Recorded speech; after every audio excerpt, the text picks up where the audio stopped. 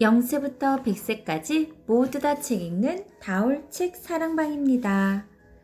이 한마디가 나를 살렸다. 그동안에 내 파트로 이루어진 것 중에서 내 마음을 살린 한마디, 내 꿈을 살린 한마디 읽어드렸는데요. 오늘은 두 번째 파트, 내 일상을 살린 한마디 들려드릴게요.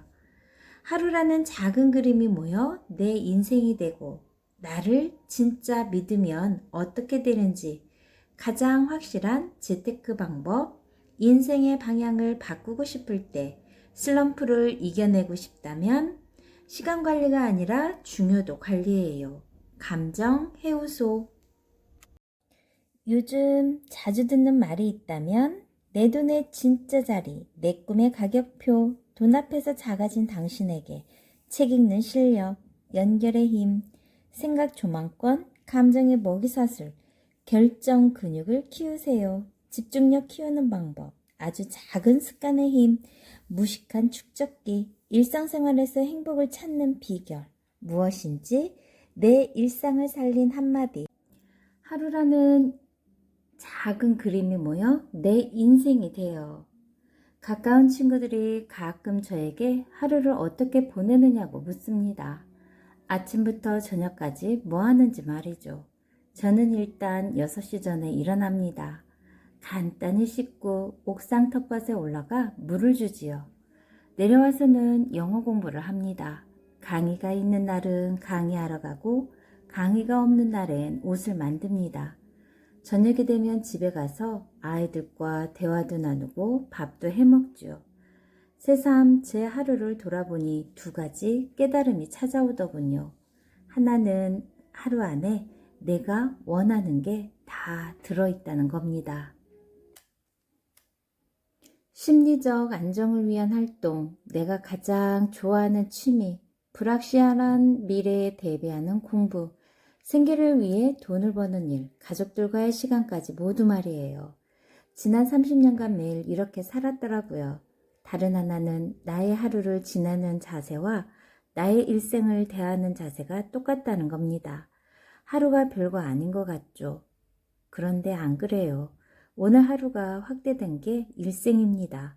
내 일생에 필요한 것이 있다면 그건 사실 내 하루 안에도 다 들어가야 돼요. 저는 필요하거나 원하는 게 생기면 그 일을 하루 일정에 끼워 넣는 연습을 합니다. 단순하게 표현하자면 목돈이 필요하면 강의 일정을 늘리고 여유가 필요하면 새로운 취미 활동을 추가하고 건강을 챙겨야겠다 싶으면 운동 시간을 배치하는 거죠. 일단 하루 24시간 안에 원하는 일을 넣어보고 내가 이걸 정말로 원하는지, 나의 꿈과 어울리는 일인지, 기대만큼 효과가 있는지 실험해보는 거예요. 이렇게 하루 안에 해보고 싶은 일들을 끼워 넣는 연습을 하다 보니까 제가 원하는 것들이 하루 안에 다 들어있게 되더라고요. 이렇게 하루가 쌓이고 쌓이면 결국 제가 원하는 인생이 되는 거겠죠. 많은 사람들이 하루를 무시합니다. 먼 미래는 엄청나게 고민하면서 오늘 하루는 어영부영 대충 흘려보내요. 사실 인생이라는 큰 그림은 오늘 하루가 차곡차곡 쌓여서 만들어지는 건데 말이죠. 하루의 크기는 결코 작지 않아요. 제가 살아보니 하루는 무한대에 가까워요. 내가 원하는 성공도 내가 바라는 미래도 그 출발은 오늘 하루입니다. 하루는 24시간이 아니라 내 인생의 축소판이에요. 만약 내 인생에 배치하고 싶은 미래가 있다면 오늘 하루 안에 넣어보세요. 그렇게 매일 내가 원하는 것들로 하루를 충만하게 채워나가다 보면 인생이라는 큰 그림도 내가 원하는 모습으로 만들 수 있을 거예요. 나를 진짜로 믿는다는 것. 자신감이 넘치는 사람과 자신감이 부족한 사람은 어떤 차이가 있는 걸까요? 별거 없어요. 그 일을 이미 해봐서 자기가 해낼 수 있다는 걸 알면 자신감이 넘치는 거고, 아직 해보지 않아서 자기 능력을 알지 못하면 자신감이 부족해지는 거예요. 자신감은 능력의 차이가 아니라 경험의 차이라는 거죠. 우리는 정작 나 자신에 대해서는 잘 모르는 것 같아요. 머리로 알고 있는 지식이 내 몸으로 들어올 때 내가 어떻게 반응하고 어떻게 움직일지 스스로 알지 못해요. 그럼 우리가 할 수 있는 건 하나입니다. 머리로만 알고 있는 것은 모르는 것과 같은 걸 인정하고 내 몸을 움직여서 직접 판단해 보는 거예요. 몸으로 직접 해보다 보면 해내는 나와 익숙해져요. 처음엔 조금 서투르고 부족하지만 점점 잘 해내는 나를 발견하게 됩니다. 이렇게 해내는 나와 잘하는 나를 마주하면 나는 할 수 있구나. 나는 잘할 수 있구나. 이렇게 자신감이 점점 높아져요. 자신감은 무조건 할 수 있다고 우기는 감정이 아니에요. 내가 할 수 있다는 사실, 팩트가 바로 자신감이에요. 내가 해낼 수 있는 것이 많아질수록 자신감의 단계도 높아집니다. 그러니까 자신감이 넘치는 사람이 되고 싶다면 다양한 것을 시도해 보면서 내가 무엇을 할 수 있고 무엇을 잘못하는지 팩트를 쌓아가면 되는 거예요. 우리 안에는 미처 발견하지 못한 수많은 가능성과 잠재력이 들어있어요. 내 몸을 부지런히 움직여서 그것을 알아가는 것만이 자신감 넘치는 나, 스스로를 믿는 진짜 인생을 살아가는 방법입니다. 가장 확실한 재테크 방법. 사람에게는 시기적으로 돈이 고일 때가 있는가 하면 잠시 머물다가 흘러갈 때도 있어요. 사회생활 초반에는 돈이 머무를 시간이 없어요. 일단 들어오는 돈이 너무 적어요. 결혼하고 아이 낳아 키우는 동안에는 돈이 잠시 지갑을 스치고 가요. 안녕하세요 인사만 하고 사라지죠. 그러다가 50대 이후로 접어들면서 돈이 나에게 머무는 시간이 조금씩 길어지기 시작해요. 물론 예외의 경우도 있겠지만 대체로 비슷한 흐름일 거예요. 저도 그랬어요. 40대 중반쯤 한창 강의가 많을 때 주변에서 재테크를 권하더라고요. 여기저기 얼굴을 내비치니 제가 돈을 많이 버는 줄 알았나 봐요. 하지만 불가능한 일이었죠. 겨우 집을 장만한 지 얼마 되지 않아 다른 곳에 투자할 만큼 여윳돈이 없었거든요. 당시 재테크란 말을 들었을 때 이런 생각이 들었어요. 그거 돈이 있어야 하는 거 아니야? 나는 지금 재테크할 타이밍이 아닌데. 그러고는 하던 일을 계속했어요. 들어오는 강의 열심히 하고 번 돈으로 의식주 해결을 하고 아이들을 키우고 그렇게 돈이 저를 스치고 흘러가는 세월이었죠. 그런데 이제와 생각해보니 알겠더라고요. 그게 바로 재테크였던 거예요. 주어진 일을 열심히 하는 것. 그게 그때 저에게 가장 적절한 재테크 방법이었던 거죠. 은행에 가서 재무 상담을 받고 얼마의 돈을 굴리는 게 재테크가 아니라 저는 제 자신이 자산이 되도록 열심히 나를 재테크하고 있었던 거예요. 20대에 결혼해서 아이를 낳고 키우면서 괜찮은 엄마가 되기 위해 공부하고 노력했어요. 그때의 깨달음이 다양한 메시지로 변주되며 훌륭한 강의 소재가 되어주었답니다. 만약 그때 나 자신을 결혼과 육아에 투자하지 않았다면 많은 엄마들이 공감하는 콘텐츠는 탄생하지 못했을 거예요. 강의를 시작하고 몇 년간은 불러주는 곳이 별로 없었어요. 강의가 한 달에 한두 번 있을까 말까인데도 비일비재했죠. 하지만 저는 매일 공부하고 책을 사서 읽고 강의 콘텐츠를 고민했어요. 그때의 성실함이 작은 불행쯤은 묵묵히 견디며 강사로서의 신념과 정직성을 지키는 힘이 되고 있답니다. 만약 그때 기다리지 못하고 다른 직업으로 갈아탔다면 지금의 강사 김미경은 존재하지 않았을 거예요. 우리는 돈이 없으면 재테크 못하는 줄 알아요.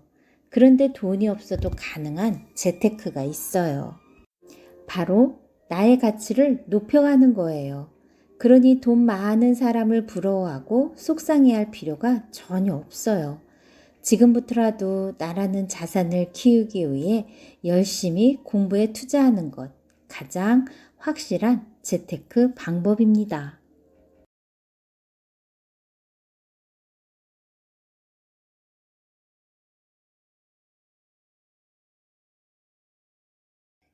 이 한마디가 나를 살렸다. 인생의 방향을 바꾸고 싶을 때 누구보다 열심히 살고 있는데 정작 중요한 일을 놓치고 뭔가 잘못된 방향으로 가고 있다는 느낌이 들 때가 있지 않나요? 이게 내가 진정 원하는 게 맞아? 질문할 틈도 없이 당장 눈앞에서 나를 필요로 하는 일에 내 시간을 빼앗기는 게 현실이에요. 저도 절 필요로 하는 일에 많은 시간을 빼앗기며 살았어요. 강의하며 생계를 유지하는 데 나를 썼고요. 아이 셋, 시댁, 친정, 집안 식구들 돌보는데 나를 썼어요. 회사를 운영하고 있으니 직원들 챙기는데도 나를 썼지요. 그렇게 날 필요로 하는 곳 여기저기에 내 시간과 에너지를 쏟다 보니 막상 나를 돌볼 여유도 없이 살고 있더라고요. 그렇게 30년을 살고 나니까 문득 이런 생각이 드는 거예요. 나 이렇게 살면 안 되는데 내가 언제 이렇게 부실해진 거지? 어느 순간부터 강의를 할 때도 내가 하는 말이 맞나? 의심까지 하게 되더라고요. 내 삶이 부실하다는 느낌은 게으르게 살 때만 느끼는 감정이 아니에요. 열심히 살아도 그런 마음이 들 때가 있어요. 자책하거나 당황하는 일이 아니에요. 누구나 삶의 방향을 놓칠 때가 있고 그럴 때는 내가 원하는 방향으로 조율해 나가면 돼요. 제 인생의 방향을 조율하는 방법은 세 가지예요. 먼저 인생의 방향을 놓치고 부실해진 느낌이 들면 그 느낌을 놓치지 말고 꽉 붙들어야 해요. 많은 사람들이 뭔가 일이 잘못됐을 때 자기에 대한 실망과 자책으로 딱 하루 우울해하고 그냥 잊어버려요. 그런 생각을 했는지조차 잊어버리고 다시 예전의 일상으로 돌아가요. 그리고 2달쯤 뒤에 같은 일을 반복하죠. 뭔가 잘못되고 있다는 느낌이 들 때는 그냥 흘려보내지 말고 꽉 붙들어서 나를 위한 솔루션을 찾아야 해요. 제가 부실한 느낌을 놓치지 않는 방법은 나와 새로운 약속을 하는 거예요. 저는 어릴 때부터 약속을 많이 활용했어요. 최근에는 부실해진 나를 채우기 위해 책을 열심히 읽기로 했죠. 북 드라마도 사실은 책 소개가 목적이 아니라 제가 책을 읽고 싶어서 시작한 거예요. 그런데 나하고 약속을 하면 잘 안 지킬 수 있잖아요. 제가 약속을 지켰는지 어겼는지 아무도 모르니까요. 그래서 마지막 방법은 나와의 약속을 공개적으로 선언하는 거예요. 유튜브로 매주 한 권씩 책을 읽겠다고 선언했으니 제가 무슨 수로 그 약속을 어기겠어요. 수많은 분들이 북드라마 영상을 보고 있는데 어떻게 아무 책이나 읽고 소개할 수 있겠어요.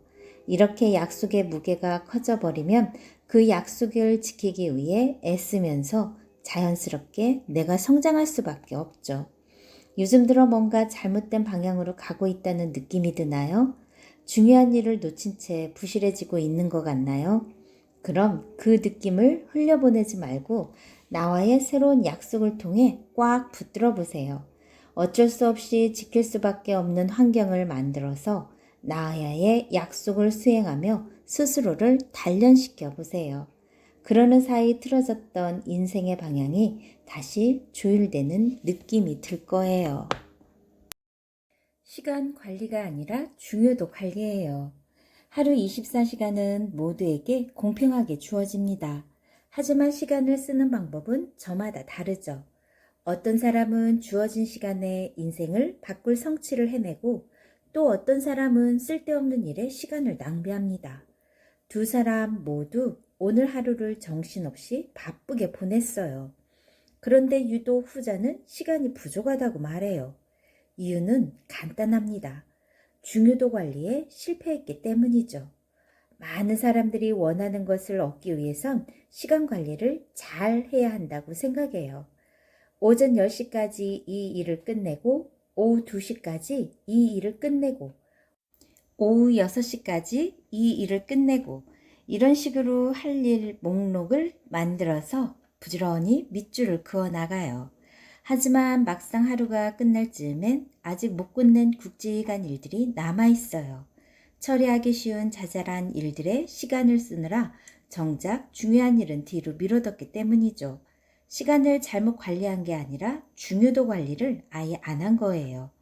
저는 아침에 일어나면 5분 동안 오늘 반드시 해야 할 일을 생각해요. 그리고 너무 귀찮고 하기 싫지만 그 일을 출근 전에 처리해버려요. 그러면 나머지 일들을 신경 써서 잘 해낼 수 있게 되더라고요. 만약 꼭 해야 할 중요한 일이 있는데 아직도 못하고 있다면 나의 에너지가 가장 왕성한 시간대에 그 일을 가장 먼저 처리해 보세요. 내 앞에 중요한 문제와 용기 있게 대면하세요. 할 일 목록을 지우는 시간 관리는 주어진 업무를 제때 처리하는 것에 불과해요. 중요도 관리에 에너지를 쏟아야 인생의 성취를 이뤄낼 수 있습니다. 감정 해우소. 직장 생활 참 어려워요. 일이 힘들어서 관계가 삐걱대서 얼굴 붉히는 일이 종종 일어나잖아요. 그럴 때마다 자신의 힘든 감정을 온몸으로 티내는 사람들이 있어요. 일이 안 풀려서 속상한 감정을 다음 업무에 끌고 와서 회의 내내 화난 표정을 짓는다거나 다른 일에서 억울했던 감정을 M1 동료에게 화풀이하는 경우가 있더라고요. 그런데 직장 생활에서 화를 내면 당장은 속이 시원한 것 같지만 결국에는 후회로 돌아오게 마련이에요. 특히 회의 때나 업무 미팅에서 벌컥 화를 내고 나면 엄청난 후폭풍이 찾아와요. 공개적으로 화를 내면 공개적으로 사과해야 합니다. 화낸 대상에게 화를 낸 만큼, 아니 그보다 몇 배로 사과를 해야 해요. 그러고 보면 화라는 감정만큼 큰 빚이 없는 것 같아요. 그때 왜 화를 냈는지, 왜 불안해하고 안절부절했는지, 그 순간 울고 싶은 표정을 왜 지은 건지 반드시 상대방에게 설명해야 해요. 감정을 드러내서 느낀 시원함보다 설명하기 위해 드리는 노력이 더 큽니다. 고스란히 갚아야 할 빚으로 돌아오는 거죠. 물론 감정 없이 일해야 한다는 건 아니에요.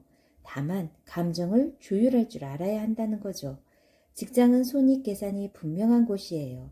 가족끼리 화내면 미안해 한마디로 해결할 수 있지만 직장에서 화를 내면 일도 망치고 관계도 망치고 어쩌면 계약이 깨지거나 회사를 옮겨야 할 수도 있어요. 돈으로 환산할 수 없는 엄청난 손해를 감당해야 하는 거죠.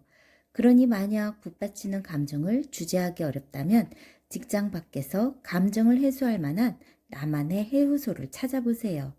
사무실 근처에 나만의 공간을 정해서 감정이 욱 할 때마다 찾아가 소리를 지를 수도 있고 주말마다 친구와 수다를 떨며 감정을 털어낼 수도 있을 거예요. 일을 잘 하는 것만큼 감정을 잘 관리하는 것도 직장인이라면 반드시 갖추어야 할 필수 능력입니다. 요즘 자주 듣는 말이 있다면 어떤 말이 있나요? 직장이나 모임에서 자주 듣는 말이 있나요? 혹시 그 중에서 두루뭉술하고 애매모호해서 무슨 뜻인지 헷갈리는 말이 있진 않나요? 사람들은 상대방의 부족함을 지적할 때 절대 구체적으로 말하지 않아요. 다들 돌려 말하기 선수들이에요. 업무 능력이 부족하다고 생각되면 센스 없다는 말로 애들로 표현해요. 커뮤니케이션이 부족한 사람에게는 눈치 없다는 말로 슬쩍 눈치를 주죠. 혹시 사업할 체질이라는 말을 들어본 적이 있나요? 얼핏 들으면 칭찬 같지만 사실 이 말 속에는 팀워크가 부족하다는 정확한 피드백이 숨어 있어요. 직장은 여럿이 함께 일하는 곳인데 혼자 독불장군처럼 자기 의견만 고집하면 직장 밖에서 사업할 체질일 수밖에 없죠. 탁월한 성공을 이룬 사람들 중 상당수가 타인의 솔직한 피드백에서 기회를 잡았다고 하죠. 하지만 평범한 우리의 일상에선 그 어떤 피드백도 직선으로 오지 않아요. 두세 바퀴 돌고 돌아서 정제된 단어로 와요. 만약 누군가 나에게 솔직한 피드백을 해준다면 그건 술자리일 가능성이 높겠네요. 알코올의 힘을 빌려 속마음을 꺼내놓는 거죠. 하지만 그 결과는 참혹 그 자체입니다. 독한 말만 남고 관계는 깨지게 마련이니까요. 그 누구도 나에게 솔직한 피드백은 해주지 않아요. 그러니 스스로 세심하게 귀를 기울이고 말의 속뜻을 헤아릴 수 있어야 해요. 그때 그 말이 설마 그 뜻이냐고요? 네, 아마 그 진작이 맞을 겁니다. 슬픈 예감은 틀린 적이 없으니까요. 내 돈의 진짜 자리. 어떤 일이든 잘 알아야 잘할 수 있게 돼요. 그런데 우리는 유독 재테크에 대해서는 잘 몰라도 잘할 수 있을 거라 생각하는 것 같아요. 어쩌다 은행에 가서 상담을 받는 게 재테크가 아니잖아요. 요즘 그 종목이 뜬다더라. 여기에 투자하면 무조건 두세 배는 번다더라. 이런 말에 혹해서 거금을 투자했다가 공중분해되는 경우를 참 많이 봤어요. 재테크 공부를 안 해서 그런 거죠. 최근에 유튜브에서 제가 재테크 관련 책을 소개하거나 금융 전문가를 모시고 대화하는 영상을 보신 적이 있을 거예요. 제가 요즘 재테크에 관심이 부쩍 높아졌거든요. 재테크 공부를 하다 보니 이런 생각이 들었어요. 금리나 환율처럼 이론적인 공부도 물론 중요하지만 재테크의 기본은 내 돈에 대한 존경심이라고요. 사람들은 매일 열심히 일해서 어렵게 그 돈을 벌지만 막상 번 돈에 대해서는 관심이 없는 것 같아요. 사기당한 사람들을 가만히 보면 자기 돈에 애정이 없는 경우가 태반이죠. 만약 내 돈에 애정과 존경심이 있었다면 남의 말에 혹해서 거금을 투자하는 어리석은 행동은 안 했을 거예요. 내 돈이 거기에 있어도 괜찮은 건지 지금이라도 다른 곳으로 옮겨야 하는 건 아닌지 열심히 발품 팔고 공부해서 내 돈의 진짜 자리를 고민했겠죠. 돈 자체에는 아무런 가치도 의미도 없어요. 돈을 번 목적과 방향이 있을 때 비로소 돈의 콘텐츠가 생겨요. 재테크도 마찬가지죠. 남의 말에 혹해서 투자하는 돈은 의미 없는 화폐에 불과합니다. 나만의 가치와 방향을 담아 투자할 때 비로소 돈은 의미 있는 재테크 수단이 됩니다. 내 돈의 애정과 존경심을 가져보세요. 내가 왜 이 돈을 벌었는지 나만의 목적과 방향을 고민해 보세요. 이 두 가지만 잘해도 재테크 전문가가 될 수 있을 거예요. 내 꿈의 가격표. 여러분은 돈을 얼마나 벌고 싶은가요? 아니, 질문을 바꿔볼게요. 돈의 가치를 어떻게 매기고 있나요? 돈을 벌기 시작하면 반드시 알아야 할 것이 하나 있어요. 어떤 일이든 출발선에 섰을 때 자신의 가격표를 가장 낮은 곳에서 매겨야 한다는 거예요. 나이 들수록 돈을 벌기가 힘든 이유는 자신의 가격표를 중간부터 매기고 가기 때문이에요. 얼마 전 제 친구가 은퇴 후 강의를 시작했어요. 거리가 먼 지방에서 강연 요청이 자주 왔는데 강연료가 기대에 미치지 않았던 모양이에요. 그래서 매번 거절했다고 하더군요. 그 이야기를 듣고 단번에 이런 말이 튀어나왔어요. 넌 돈 벌기 틀렸어. 그 친구는 대기업에서 임원으로 퇴직했어요. 당연히 높은 연봉을 받았겠죠. 과거 자신의 위치에서 가격표를 매기니까 강사료가 턱없이 적다고 생각할 수밖에 없어요. 지방까지 가는 건 상상도 못하는 거죠. 하지만 돈의 가치는 그렇게 매기는 게 아닙니다. 당장 받을 수 있는 돈이 적다고 해서 그 돈에 담긴 꿈의 가치까지 낮게 보면 결코 새로운 꿈을 향해 나갈 수 없어요. 만약 강사로서 처음 발을 내디뎠다면 쥐꼬리만큼 적은 강사료가 지금 나의 가치인 거죠. 이 간극을 받아들여야 강사로서 새로운 시작을 할 수 있습니다. 과거의 영광 따위는 과거에 묻어두세요. 새로운 꿈을 향해 나아가고자 한다면 지금 현재 자신의 위치에서 가장 낮은 가치를 매겨야 합니다. 당장 눈앞의 액수가 아니라 그 돈에 담겨 있는 10년 후 가치를 내다볼 줄 알아야 하죠. 돈을 우습게 보면 꿈도 우습게 보입니다. 적은 돈이라도 가치 있게 바라보면 내 꿈의 가치는 몇 배로 커져요. 나이 들어 새로운 꿈을 시작하는 이들에게 꼭 해주고 싶은 잔소리였네요.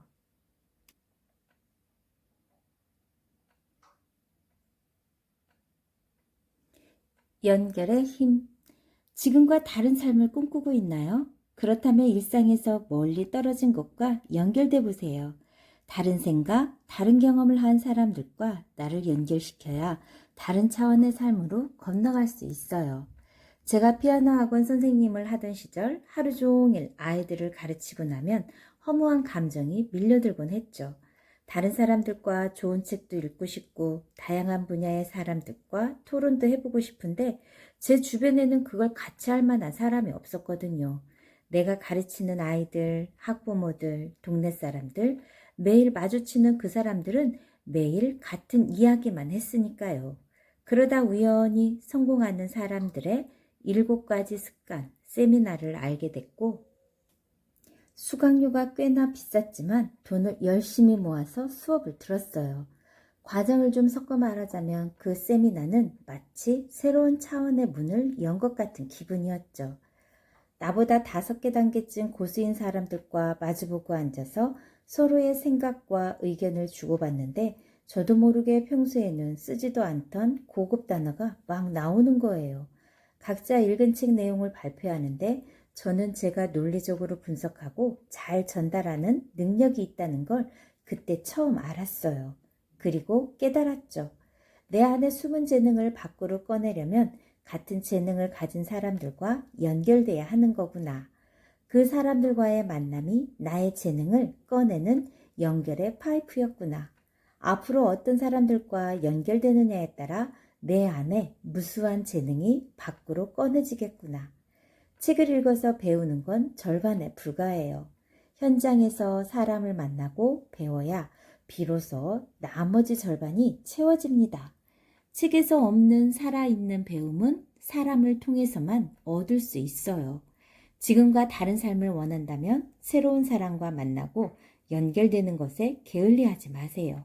그 연결 속에 새로운 시작과 성공이 숨어 있습니다. 생각 조망권. 아파트에만 조망권이 있는 게 아니에요. 사람의 생각에도 조망권이 있어요. 다른 사람의 기준에 휘둘리지 않고 내 삶을 더 높게 멀리 보려면 생각의 조망권이 높아야 합니다.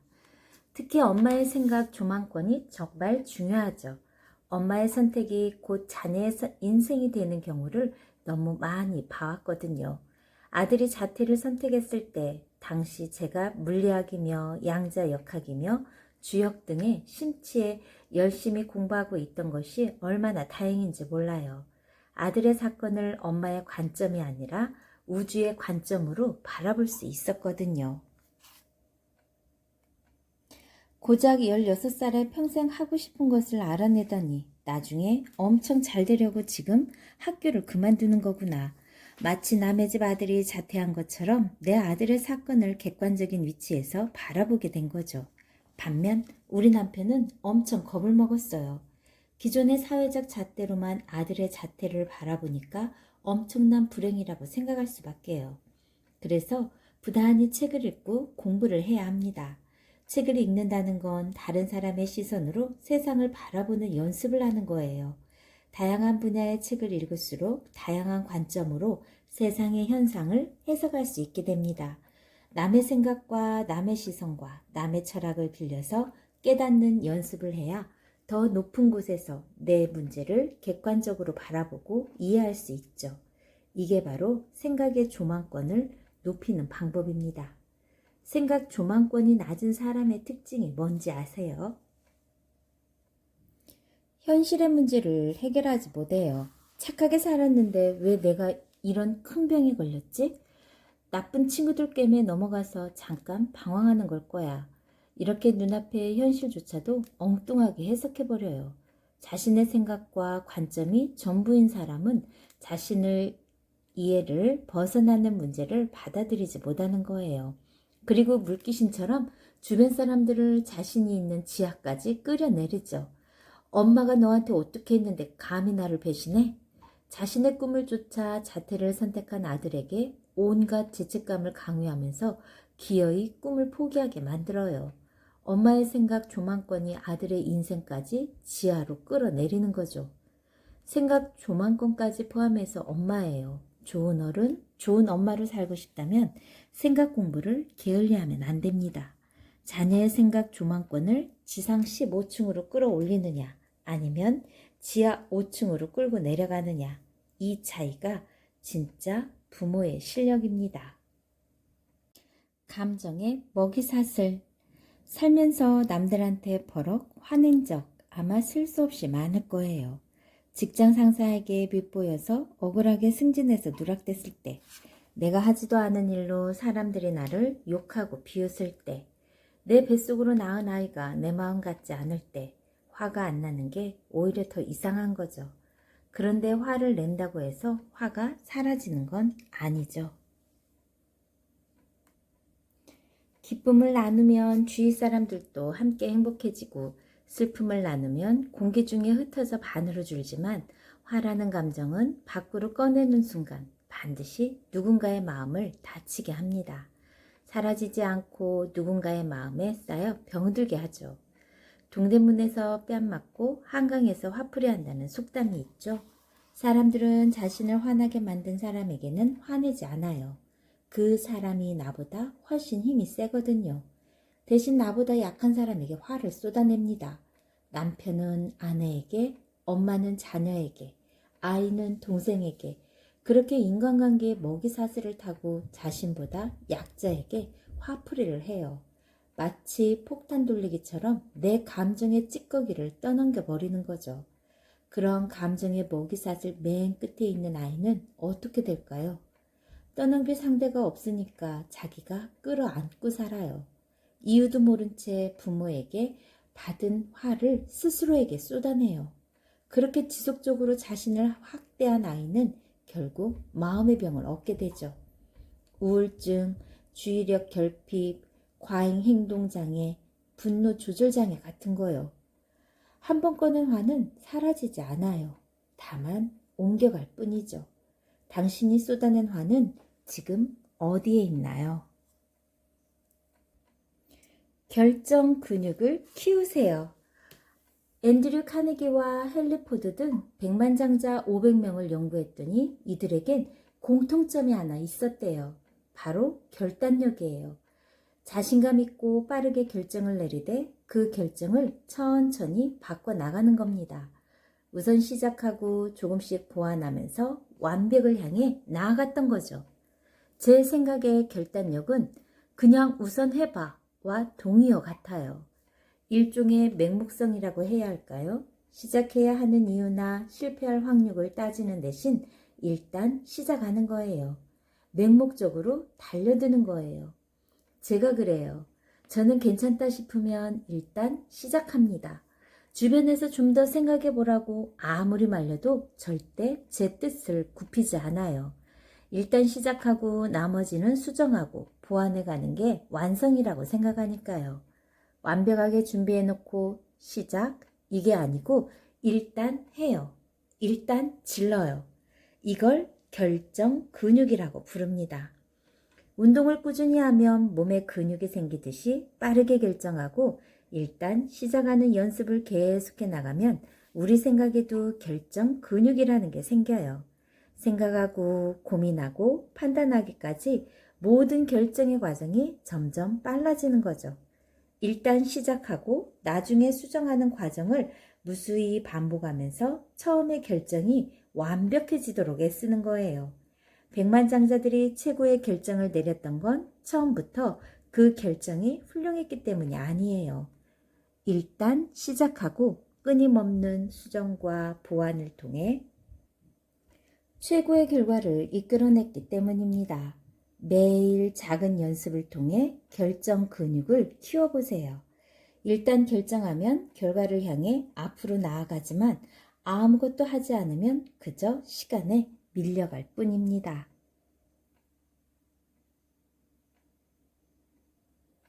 집중력 키우는 방법. 집중력은 타고나는 걸까요? 아니면 연습하면 높아지는 걸까요? 제 경험상 집중력은 후천적으로 키우는 거예요.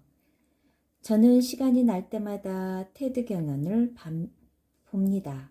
과거 메시지에 집중할 때는 자막 위주로 여러 강연을 봤어요.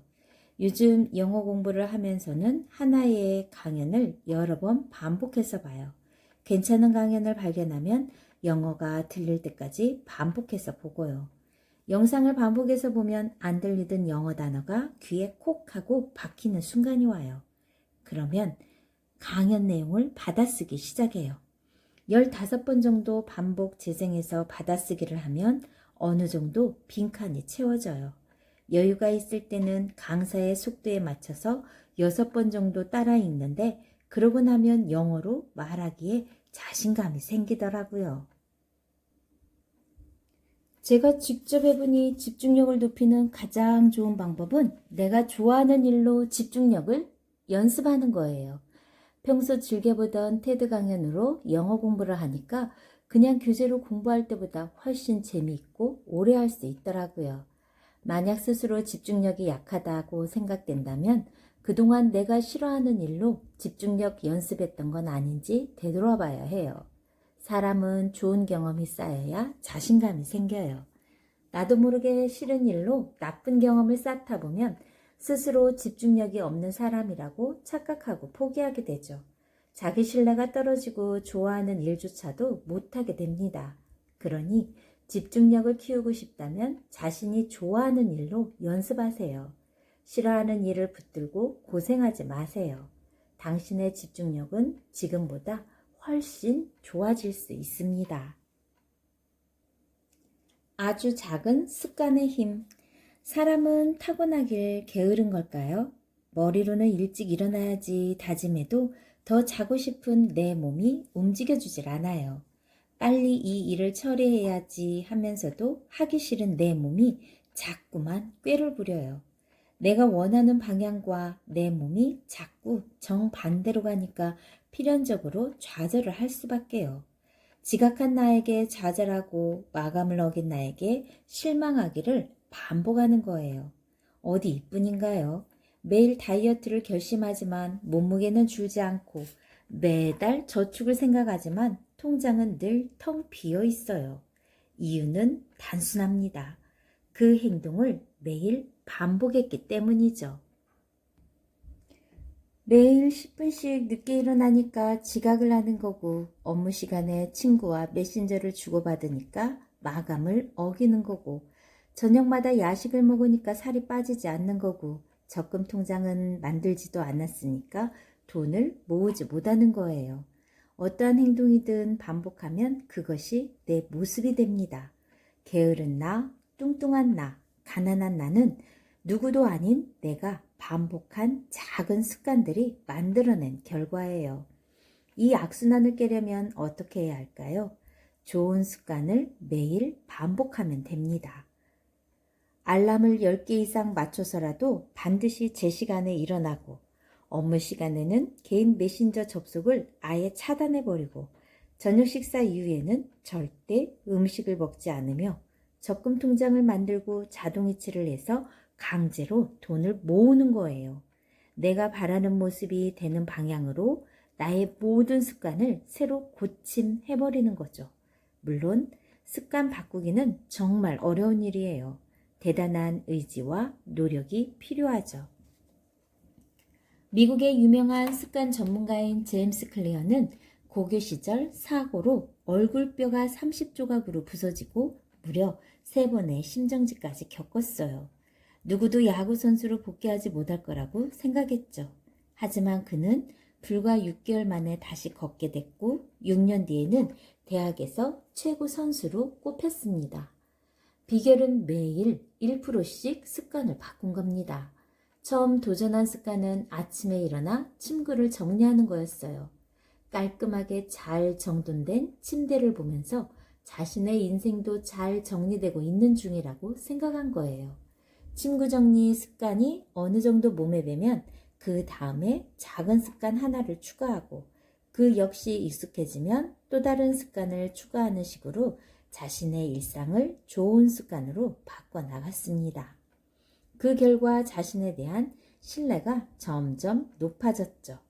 이걸 small win, 즉 작은 성취라고 부릅니다. 작은 것에 도전해 성공한 자신감으로 점차 더 어려운 것에 도전하고 마침내 자신이 원하는 성공을 이루어내는 거예요. 작은 습관의 결과가 이렇게 엄청난 겁니다. 모든 성공의 절반은 습관에서 비롯됩니다. 갑작스런 몰입이 아니라 일상의 작은 습관이 모여서 나를 성공의 방향으로 이끌어가는 거죠. 거창할 필요 없어요. 의식주만 좋은 습관을 가져도 균형이 잡힙니다. 의식주가 탄탄하면 위기를 겪어도 금세 일어나지만 의식주가 무너진 상태에서는 아무리 좋은 기회가 와도 그걸 붙잡을 힘이 없게 돼요. 제임스 클리어가 했던 말 중에 잠재력은 습관을 통해 밖으로 나온다는 말이 있어요. 저도 그의 말에 전적으로 동의합니다. 내 안의 잠재력은 습관이라는 통로를 통해서만 몸 바깥으로 나올 수 있어요. 좋은 습관을 들이지 않으면 내 안의 잠재력은 평생 내 안에 머물러 있게 됩니다. 만약 지금보다 더 나은 내가 되고 싶고 내가 원하는 꿈에 더 가까이 다가서고 싶다면 나만의 좋은 습관을 만들어 보세요. 1%의 작은 습관이라도 매일 반복하다 보면 그 습관이 내가 원하는 나에게 데려다 줄 겁니다. 이 한마디가 나를 살렸다. 80%의 잠재력 잠복기를 거쳐야 습관이 결과로 나옵니다.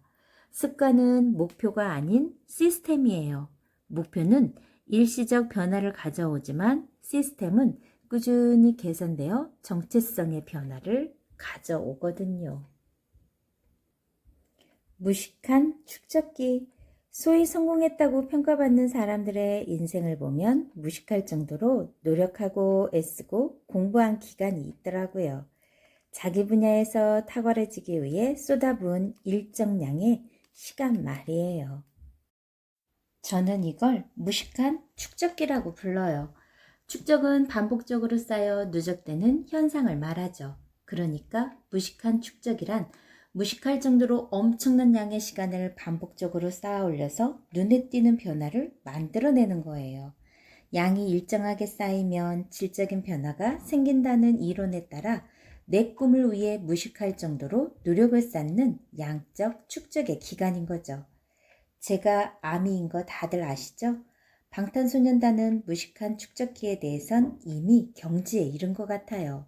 방탄소년단은 연습생 시절은 물론이고 데뷔 후에도 하루에 16시간 이상 춤 연습을 했다고 해요. 밥 먹고 잠자고 이동하는 시간을 제외하고 온종일 춤 연습만 한 거예요. 어쩌다 하루가 아니고 수년간 매일 말이죠. 감탄사가 절로 나오는 칼 군무는 이렇게 원시적인 노동, 무식한 축적기를 거쳐 탄생한 거예요. 원하는 분야에서 전문성을 확보하려면 기초 실력을 쌓는 무식한 축적기가 필요해요. 그런데 시간도 오래 걸리고 열심히 하는데도 눈에 띄게 실력이 느는 것 같지도 않아요. 그래서 많은 사람들이 쉬엄쉬엄 축적하려고 해요. 충분히 놀고 쉬고 나머지 시간을 꿈을 위해 쓰는 거죠. 하지만 이 정도로 축적이 안 돼요. 보슬비처럼 공중으로 흩어질 뿐이죠. 사람은 무식한 축적기를 거쳐야 업그레이드가 됩니다. 값비싼 학원을 다닌다고 다음 날부터 영어가 술술 잘 나오나요? 아니요. 내 몸으로 배우고 축적한 시간이 없으면 아무리 돈을 많이 들여도 내 것이 되지 않습니다. 정말 간절히 원하는 것이 있나요? 그럼 그것을 무식할 정도로 익히고 배우는 무식한 축적기에 도전하세요. 몸으로 익히고 배운 실력은 절대 나를 배신하지 않습니다. 일상생활에서 행복을 찾는 비결. 매일매일 반복되는 일이 있다면 그게 바로 일상입니다. 모두가 부러워하고 행복해 보이는 특별한 모습도 그 사람에게는 평범한 일상일 뿐이죠. 아무리 지위가 높고 돈이 많아도 그 사람에게는 자신의 일상이 괴롭거나 우울하거나 힘든 것일 수도 있어요. 부의 크기와 일상의 행복은 전혀 별개의 영역인 거죠. 일상에서 행복을 느끼려면 능력 하나가 필요합니다. 나의 일상을 소중하게 대하는 거예요. 제가 가장 좋아하는 일상의 공간은 서재입니다. 강의나 촬영을 제외하곤 대부분의 시간을 서재에서 보내요. 서재에서 책을 읽고 서재를 예쁘게 꾸미는 게 저의 일상인 거죠. 일이 잘 안 풀려 속상할 때 저는 예쁜 머그컵을 사요. 책상 위에 올려놓고 커피를 마시면 일주일이 행복하거든요. 삶이 공허하게 느껴질 때 저는 책장 정리를 합니다. 읽고 싶은 책들로 한 줄로 채우면 마음이 뿌듯해지거든요. 회사 문제로 골치가 아플 때 저는 귀여운 스티커를 사요. 다이어리 여기저기에 붙이다 보면 마음이 편안해지거든요. 저의 일상은 지루하거나 불행할 틈이 없어요. 일상의 공간인 서재를 예쁘게 꾸미기만 해도 행복해지니까요. 일상에서 행복을 발견하지 못하는 이유가 뭔지 아세요? 열의 9은 귀차니즘 때문이에요. 쌓아둔 설거지가 귀찮아서 편의점 음식으로 끼니를 때우고, 밀린 빨래가 귀찮아서 입었던 옷을 대충 털어입고, 쌓아둔 옷 정리가 귀찮아서 침대 구석에서 쪽잠을 자면서 내 일상이 행복하다고 느끼는 사람은 아마 없을 거예요. 내가 나의 일상을 귀찮아하면 일상이 불편해집니다. 일상이 불편해지면 행복은 저 멀리 도망가 버려요. 나의 일상과 편하게 지내야 행복과 가까워질 수 있어요. 다른 사람의 행복을 부러워하지 마세요. 그 대신 평범해 보이는 나의 일상을 윤인하게 닦아보세요. 나의 일상을 소중하게 대하는 만큼 일상이 나에게 행복을 가져다 줄 겁니다. 이 한마디가 나를 살렸다. 김미경 작가의 파트 두 번째 부분, 내 일상을 살린 한마디였습니다. 이 글을 읽는 동안 제 자신도 변해야 되겠다라는 생각이 드네요. 다음번에는 세 번째 파트인 소중한 관계를 살린 한마디 들려드릴게요. 코로나19 우리 모두를 지치고 힘들게 하지만 일상생활 속에서 우리는 이것에 적응하며 살아가고 있죠. 모두가 힘을 합해서 조금씩 지혜롭게 생활을 헤쳐나간다면 반드시 예전처럼 돌아갈 수 있으리라 생각됩니다. 오늘 일요일인데요. 정말 화창하네요. 날씨가 좋고 등산을 가고 싶은데 바깥은 한산합니다.